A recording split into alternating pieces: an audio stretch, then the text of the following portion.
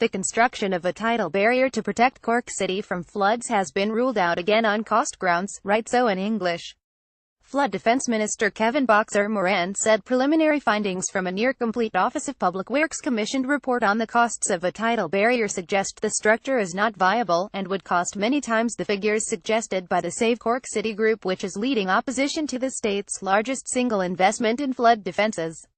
The minister said an independent report released by the campaigners last week, which costed their alternative tidal barrier plan at €140 million, lacked detail on cost breakdowns, and did not adequately address several fundamental issues, including navigation and environmental constraints. Save Cork City asked hydraulic and engineering experts, HR Wallingford, to provide an independent cost estimate for their tidal barrier plan, which it wants combined with a suite of upstream catchment management measures. The report described their tidal barrier proposal as viable and said it would provide many benefits over the OPW's approach, which includes the controversial raising of quay walls.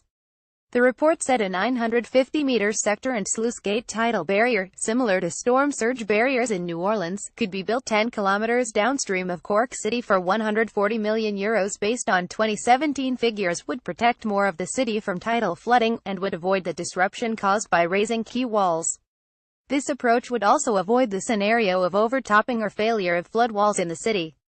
But Minister Moran said the OPW and its technical advisors have studied the Wallingford report in recent days and noted that it addresses the estimated cost of the tidal barrier design proposal put forward by Save Cork City rather than a report on its own design. From a preliminary review of the report, the OPW notes it lacks detail on cost breakdowns and does not adequately address some fundamental issues such as navigation requirements within Cork Harbour or the environmental constraints which would arise due to the proximity of special areas of conservation and special protection areas in the harbour, and which would be difficult to overcome, he said. It is also noted that the report sets out the project costs at €165 million rather than the figure of €140 million being quoted in the media. In addition, the report does not include for any measures to deal with the fluvial flooding problem, which exists through the city up to Inniscarra Dam, all of which would still be required even if a tidal barrage was constructed. The OPW has yet to publish its response to the over 1,200 submissions from the public on its lower flood relief scheme.